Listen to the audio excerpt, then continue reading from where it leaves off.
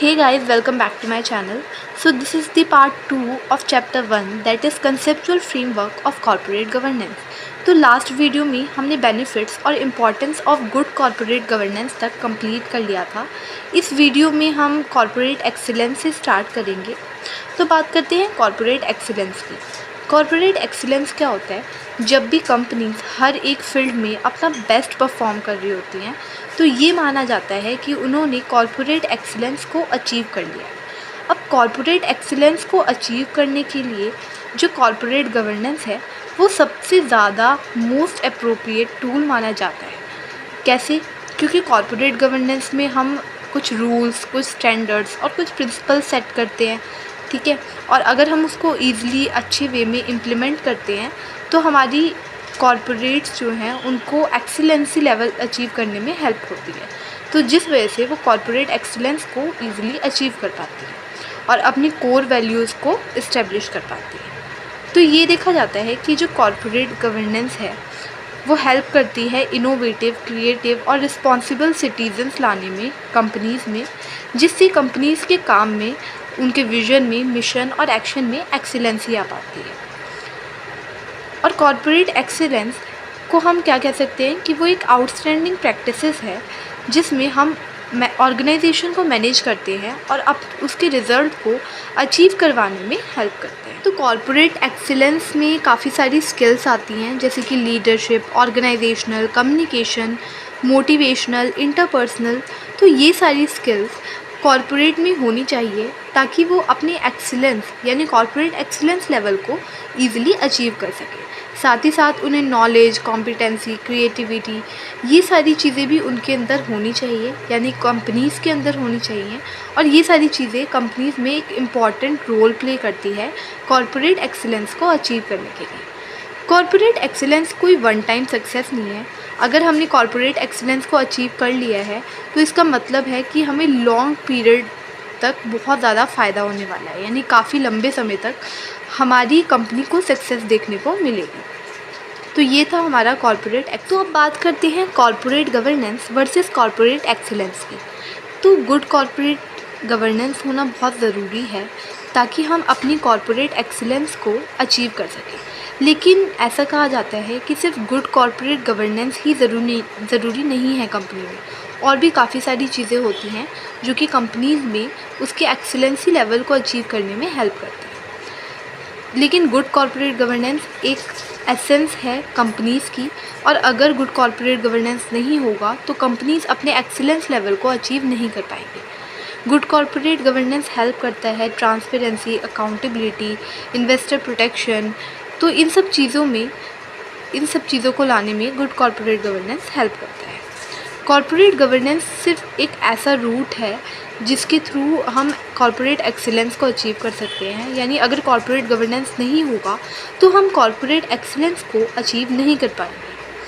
और अगर हम गुड कॉर्पोरेट गवर्नेंस प्रैक्टिसेस को अडॉप्ट करते हैं तो कॉर्पोरेट्स की जितनी भी एफिशिएंसी लेवल है वो भी इंक्रीज़ होता है, प्लस जितने भी स्टेक होल्डर्स हैं उनका कॉन्फिडेंस बिल्ड होता है।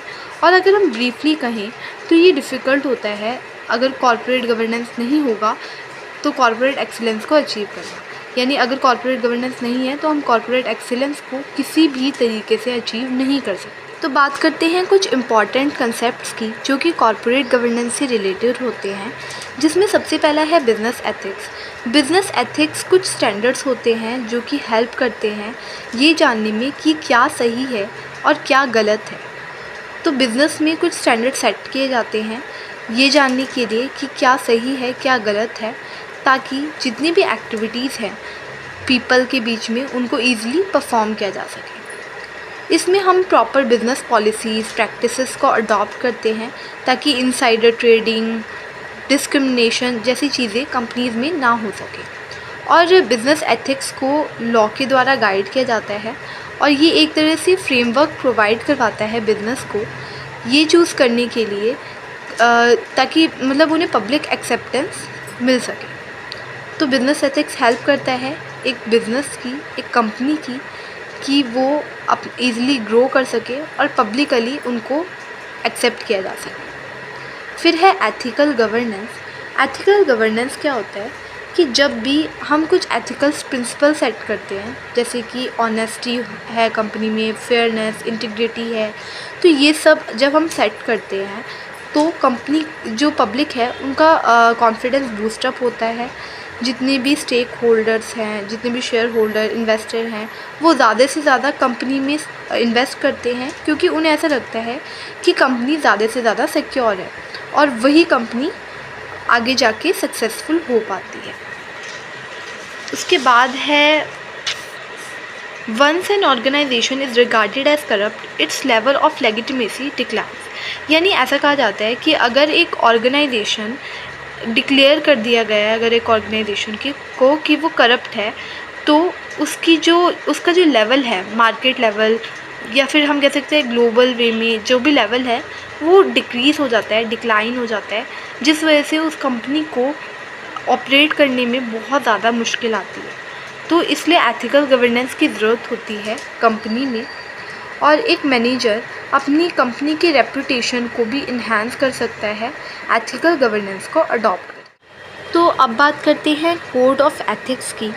कोड ऑफ एथिक्स क्या होता है कि जब भी कंपनीज कुछ प्रिंसिपल्स को अडॉप्ट करती हैं या फिर हम कह सकते हैं कोड को अडॉप्ट करती हैं, ताकि जितने भी एम्प्लॉयज़ हैं वो ये समझ सकें कि क्या सही है क्या गलत है, उसके बीच में फ़र्क कर सकें और अपनी जितनी भी ड्यूटीज़ हैं उनको परफॉर्म कर सकें। तो ये मेन पर्पस होता है कोड ऑफ एथिक्स का, कि एथिकल कल्चर को भी प्रमोट किया जा सके और इससे हमारे एम्प्लॉयज़ को डिसीज़न लेने में भी हेल्प होती है, ऑर्गेनाइजेशन को भी डिसीज़न लेने में हेल्प होती है।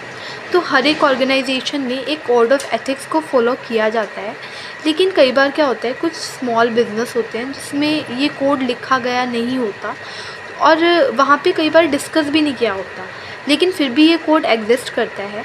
तो हर कंपनी के लिए, हर बिज़नेस के लिए ज़रूरी होता है कि वो कोड ऑफ एथिक्स को भी कंपनी में लिखे या फिर सेटअप करे।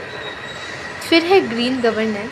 तो ऑर्गेनाइजेशन जब भी वर्क करती हैं तो उनके लिए ज़रूरी होता है कि वो एनवायरनमेंट को ध्यान में रखते हुए अपनी जितनी भी एक्टिविटीज़ हैं उनको परफॉर्म करे और नेचुरल रिसोर्सेज को भी एक्सप्लॉइट ना करे। तो कम से कम नेचुरल रिसोर्सेज को एक्सप्लॉइट करके वो अपना काम करेगी, तो ग्रीन गवर्नेंस को हम इजीली इस्टेब्लिश कर पाएंगे। फिर है ई गवर्नेंस। ई गवर्नेंस का क्या मतलब होता है कि जैसे जैसे हमारी टेक्नोलॉजीज़ बिल्ट हो रही हैं, जैसे जैसे इंफॉर्मेशन कम्युनिकेशन टेक्नोलॉजीज़ आ रही हैं, इंटरनेट आ रहा है, लोकल एरिया नेटवर्क, मोबाइल वगैरह आ रहे हैं, तो हमारी बिज़नेस ऑर्गेनाइजेशन को ज़रूरी है कि वो अडॉप्ट करे इन सब न्यू टेक्नोलॉजीज़ को, ताकि जो भी इफ़ेक्टिवनेस, एफिशिएंसी है बिज़नेस की, उसको भी इम्प्रूव किया जा सके। तो ई गवर्नेंस एक तरह से की रोल प्ले करता है गुड गवर्नेंस में, ताकि एक डेवलप्ड कंट्री ईज़िली डेवलप हो सके। और ई गवर्नेंस की सक्सेसफुल इम्प्लीमेंटेशन के लिए गवर्नमेंट ऑफिशियल्स को ध्यान देना पड़ता है कि ज़्यादा से अच्छे से काम किया जा सके, अच्छे से ई गवर्नेंस को अडॉप्ट किया जा सके। फिर है पार्टीज़ टू कॉर्पोरेट गवर्नेंस। यानी कॉर्पोरेट गवर्नेंस में कौन कौन सी पार्टीज़ इन्वॉल्व होती हैं, जिसमें सबसे पहला है एम्प्लॉयज़। एम्प्लॉय को हम प्राइम स्टेक होल्डर कंसिडर करते हैं, क्योंकि एम्प्लॉय ही वो पर्सन होता है जो कि कंपनी को सर्विसेज प्रोवाइड करवाता है और साथ में वो कंपेंसेशन भी चार्ज करता है इसके बदले। तो ये कुछ पार्टीज़ होती हैं, जैसे कि शेयर होल्डर हो गया, management, creditors, trade unions, customer, suppliers, local community and future generation. तो ये कुछ पार्टीज़ हैं जो कि इन्वॉल्व होती हैं कॉर्पोरेट गवर्नेंस। फिर है corporate governance mechanisms and control. तो कॉर्पोरेट गवर्नेंस को ईज़िली इम्प्लीमेंट करने के लिए, आइडेंटिफाई करने के लिए और कंपनी में जितनी भी कॉर्पोरेट हैं उनको अच्छी तरह से रन करने के लिए कॉर्पोरेट गवर्नेंस मैकेनिज़म्स को फॉलो किया जाता है। और कितने टाइप्स के कॉर्पोरेट गवर्नेंस मैकेनिज़्म होते हैं? बेसिकली 2 टाइप्स के कॉर्पोरेट गवर्नेंस मैकेनिज़्म होते हैं, जिसमें सबसे पहला है इंटरनल मैकेनिज़्म एंड दूसरा है external mechanism. Internal mechanism company के अंदर ही होता है और विद इन द कंट्रोल होता है कंपनी में, लेकिन जो एक्सटर्नल मैकेनिज़्म होता है वो कंपनी के कंट्रोल के बाहर होता है। अब बात करते हैं इंटरनल कॉरपोरेट गवर्नेंस मैकेनिज़्म की। इंटरनल कॉरपोरेट गवर्नेंस मैकेनिज़्म का क्या मतलब होता है? वो मैकेनिज़्म जो कि कंपनी के अंदर होता है और कंपनी के कंट्रोल में होता है, उसे हम कहते हैं इंटरनल कॉरपोरेट गवर्नेंस मैकेनिज़्म। और इसमें काफ़ी सारे पर्सन्स होते हैं जो इस अपनी कॉरपोरेट को कंट्रोल करने में हेल्प करते हैं, जैसे कि शेयर होल्डर्स हो गए, बोर्ड ऑफ डायरेक्टर्स। तो ये सारे कंपनीज़ को हेल्प करते हैं ताकि वो ईज़िली कंट्रोल कर सकें उसे और मॉनिटर कर सकें कंपनी की प्रोग्रेस को, उसकी एक्टिविटीज़ को, और करेक्ट डिसीजंस ले सकें कंपनी के गोल से रिलेटेड। इसमें सबसे पहला पॉइंट है ऑनरशिप कंसंट्रेशन। सबसे पहले ये देखा जाता है कि कंपनीज़ में कितने स्टॉक्स हैं और उन स्टॉक्स को या फिर उन शेयर्स को कितने शेयर होल्डर्स ने लिया है। यानी देखो, एक तो होता है लॉन्ग टर्म शेयर होल्डर और एक होता है शॉर्ट टर्म शेयर होल्डर। तो लॉन्ग टर्म शेयर होल्डर्स के पास ज़्यादातर ये देखा जाता है कि उनके पास कंपनी के हाफ से भी ज़्यादा शेयर्स अवेलेबल होते हैं, जबकि जो शॉर्ट टर्म शेयर होल्डर्स होते हैं या फिर हम कह सकते हैं माइनॉरिटी शेयर होल्डर्स होते हैं, उनके पास ज़्यादा अमाउंट में स्टॉक्स शेयर्स अवेलेबल नहीं होते। तो इस वजह से भी कॉन्फ्लिक्ट अकर हो सकता है उन लोगों के बीच में, और एक तरह से हम कह सकते हैं कि उनके अंदर हीन भावना आ सकती है कि कि उनके पास ज़्यादा शेयर्स नहीं है और ज़्यादा मेजॉरिटी कंट्रोल जो लॉन्ग टर्म शेयर होल्डर्स हैं उनके पास है। तो इन सब चीज़ों को देखने के लिए, इन सब इश्यूज़ को रिज़ॉल्व करने के लिए कंपनीज़ में फर्म जो क्या करती हैं कि लोगों को अपॉइंट करती हैं, कुछ डायरेक्टर्स को अपॉइंट करती हैं ताकि वो इन सब चीज़ों का ध्यान रख सकें। फिर है board of director. Board of director सबसे टॉप बॉडी होती है कंपनी में, जो कि हेल्प करती है कंपनी को उसके स्ट्रेटेजिक डिसीजंस लेने में, और जितने भी शेयर होल्डर्स को के डिविडेंड देने का काम और एम्प्लॉयज़ को उनकी सैलरी वगैरह जितना भी काम होता है, वो सारी चीज़ें बोर्ड ऑफ डायरेक्टर्स को देखनी पड़ती है। फिर है एग्जीक्यूटिव कंपेंसेशन। तो फर्म्स क्या करती हैं, जितने भी एम्प्लॉयज़ हैं, शेयर होल्डर्स हैं, उनको salary, bonus, long term incentive भी देती हैं ताकि शेयर होल्डर्स के इंटरेस्ट को प्रोटेक्ट किया जा सके और कंपनीज़ में कोई भी कॉन्फ्लिक्ट अकर ना हो। फिर है separation of chief executive officer and chairman of board of directors and chairman of the board role. तो शेयर होल्डर इलेक्ट किया जाता है बोर्ड ऑफ डायरेक्टर्स के द्वारा, जो कि बाद में CEO भी बन सकता है। लेकिन कई बार क्या होता है, प्राइमरी रिस्पॉन्सिबिलिटी क्या होती है बोर्ड की, कि वो सिलेक्ट करे कि कौन CEO बनेगा कंपनी का और कौन चेयरमैन बनेगा। लेकिन कई बार क्या होता है, CEO और चेयरमैन सेम पर्सन को बना दिया जाता है, जिस वजह से कंपनीज़ में कॉन्फ्लिक्ट अकर हो सकते हैं। तो इसलिए बोर्ड इन सब चीज़ों का भी ध्यान रखती है कि ऐसा कोई कॉन्फ्लिक्ट अकर ना हो। तो ये सारे पॉइंट्स थे इंटरनल कॉरपोरेट गवर्नेंस मैकेनिज्म। अब बात करते हैं एक्सटर्नल कॉरपोरेट गवर्नेंस मैकेनिज्म की। एक्सटर्नल कॉरपोरेट गवर्नेंस मैकेनिज्म का क्या मतलब होता है कि वो मैकेनिज्म जो कि कंपनी के कंट्रोल के बाहर है, यानी बाहर के लोग उसे कंट्रोल करते हैं, उसे हम कहते हैं एक्सटर्नल कॉरपोरेट गवर्नेंस मैकेनिज्म। अच्छा, अब वो आउटसाइडर्स का कौन से होते हैं जो कि एक्सटर्नल कॉरपोरेट गवर्नेंस मैकेनिज्म के अंदर इन्वॉल्व होते हैं। इसमें सबसे पहला है regulator, government, trade unions and financial institution. तो बात करते हैं रेगुलेटर्स की। रेगुलेटर्स वो बॉडीज़ होती हैं या फिर हम कह सकते हैं इंडिपेंडेंट ऑर्गेनाइजेशन होती हैं, जिनको गवर्नमेंट के द्वारा अपॉइंट किया जाता है ताकि कंपनीज़ में जितनी भी एक्टिविटीज़ हैं उनको वो रेगुलेट कर सकें। इसमें जैसे कि आ जाता है reserve bank of India, SEBI, IDRA, MCA, IICA। तो ये सारी बॉडीज़ क्या हैं, रेगुलेटर्स होती हैं कंपनी से।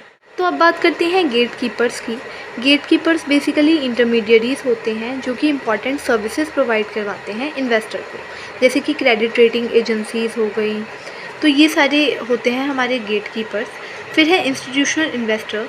ये वो ऑर्गेनाइजेशन होती हैं जो कि कंपनी में लार्ज अमाउंट में अपना पैसा लगाती हैं, अपना पैसा इन्वेस्ट करती है, और ये हाईली स्पेशलाइज्ड ऑर्गेनाइजेशन होती हैं जो कि दूसरों के बिहाफ पर काम करती हैं। Requirements of effective corporate governance. यानी एक इफ़ेक्टिव कॉरपोरेट गवर्नेंस के लिए क्या क्या रिक्वायरमेंट्स हैं, क्या क्या रिक्वायरमेंट्स होती हैं कॉरपोरेट गवर्नेंस को इफ़ेक्टिवली इम्प्लीमेंट करने के लिए, जिसमें सबसे पहला है well defined role of the board. यानी जो बोर्ड होता है कंपनी का, वो सबसे मेन बॉडी होती है कंपनी में और सबसे टॉप लेवल बॉडी होती है, तो उनका जो रोल है वो क्लियरली डिफाइंड होना चाहिए ताकि वो अपनी रिस्पॉन्सिबिलिटीज़, अपनी ड्यूटीज़ को ईज़िली परफॉर्म कर सके। फिर है लेजिस्लेशन, यानी कंपनी में एक प्रॉपर रेगुलेटरी फ्रेमवर्क फॉलो किया जाना चाहिए ताकि जितनी भी एक क्लियर कॉरपोरेट गवर्नेंस कंपनी में बन सके और इफ़ेक्टिव वे में कॉरपोरेट गवर्नेंस कंपनी में इम्प्लीमेंट हो सके। फिर है कोड ऑफ कंडक्ट, यानी कंपनीज़ में कुछ कोड ऑफ कंडक्ट फॉलो किया जाना चाहिए स्टेक होल्डर्स के द्वारा ताकि कंपनी की सिक्योरिटी बनी रहे और ईज़िली बिजनेस प्रैक्टिसेस को भी वो कर सके। फिर है बोर्ड इंडिपेंडेंस, यानी बोर्ड इंडिपेंडेंट होनी चाहिए। इंडिपेंडेंट का मतलब है कि बोर्ड एबल होनी चाहिए या फिर कैपेबल होनी चाहिए अपनी जितनी भी परफॉर्मेंस है मैनेजर्स की उनको देखने के लिए, अपने ड्यूटीज़ को परफॉर्म करने के लिए, ताकि मैनेजमेंट जितनी भी मैनेजमेंट है उनको देखा जा सके और कंपनी को एक अच्छा लेवल प्रोवाइड किया जा सके। फिर है internal environment. Internal business environment का क्या मतलब होता है कि जो इंटरनली कंपनी का एनवायरनमेंट है वो भी अच्छा होना चाहिए, यानी जितने भी एम्प्लॉयर्स जितने भी लोग कंपनी में वर्क कर रहे हैं उनको साथ में मिलकर काम करना चाहिए ताकि कंपनी अपने ऑप्टिमम लेवल को अचीव कर सके और ईज़िली कंपनी की भी प्रोग्रेस हो सके। फिर है बोर्ड मीटिंग्स, यानी टाइम टू टाइम बोर्ड को मीटिंग्स कंडक्ट करानी चाहिए ताकि जितने भी इम्पॉर्टेंट डिसीजंस हैं उनको लिया जा सके और डायरेक्टर्स भी इसमें ईज़िली अपनी रिस्पॉन्सिबिलिटीज़ को परफॉर्म कर सकें। फिर है स्ट्रेटजी सेटिंग, यानी कंपनीज़ की जितनी भी ऑब्जेक्टिव्स हैं उनको अचीव करने के लिए लॉन्ग टर्म और शॉर्ट टर्म स्ट्रेटजी को भी कंपनीज़ को बनाते रहना चाहिए। फिर है मॉनिटरिंग दी बोर्ड परफॉर्मेंस, यानी टाइम टू टाइम बोर्ड को जो भी परफॉर्मेंस है कंपनी की उसको मॉनिटर और इवेल्युएट करते रहना चाहिए।